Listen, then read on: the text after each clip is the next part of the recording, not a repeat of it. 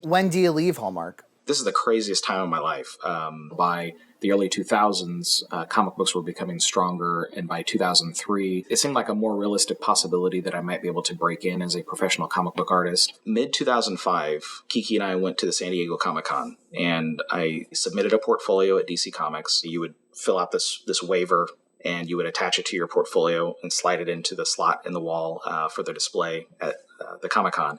And then that night they would go through all of the different applicants and pull out like maybe 5 or 6. And I was in that group. And so then the next day you come in for your portfolio review. And that went really well. I interviewed with an art director named Richard Bruning, who essentially ended up getting me hired at DC. That was like a really big moment. I was very nervous. The critiques he gave me, I really took to heart. Any of the new pages that I was working on, and this would have been for my own stuff and for Image Comics, there was some small stuff I was getting published, I would incorporate it into the new work, and then I would email him new pages that I'd done every single week. So it'd be like between 3 to 5 pages a week. And this is while I was still working full-time at Hallmark Cards. So what I wanted to show Richard was that I was dedicated and still I was very productive and was good with criticism and that sort of thing. And by October of 2005, I got my first gig with DC. But it's not like as soon as I got it, I quit Hallmark. There was actually a little bit over a year overlap between the two. My first work at DC Comics was Seven Soldiers, Mr. Miracle, and then Robin. And Robin was an ongoing series, so I was drawing it monthly.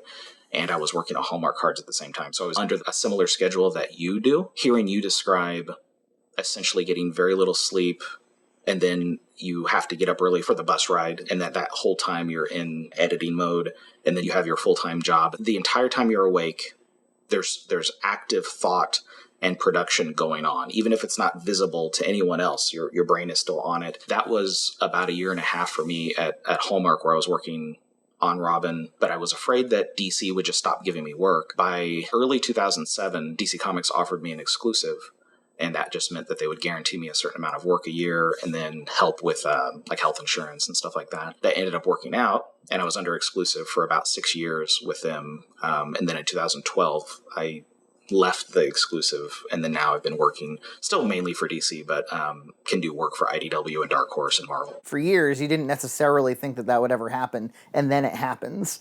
Yeah, was that like the most elating thing? At Hallmark, I worked 4/10s, and I had Fridays off, and then of course Saturday, Sunday off. And on Friday, I got a call from Peter Tomasi, who was the editor who actually hired me. He woke me up because he's calling from New York at the time, and I was sleeping in on my day off, and it's almost like I was a little out of it. And so this felt kind of dreamy. And after I got off the phone with him, and he was going to be sending me a package with the script and paper and all this stuff, it would be official DC stuff. I told Kiki, she got very excited. And then we called her mom. Her mom's excitement kind of like hammered it in that it was reality, because she got so excited on the phone, the sound of her voice. Right after that, what I said was, let's go clean the garage. Because we just moved into our house, the house that we're in now, not long before I got hired. And we still had all these boxes and all this stuff in the garage. And I was like, I don't know when I'm going to actually have a break in my schedule ever again. So that to me was the celebration, was hearing Kiki's mom get excited and then cleaning the garage.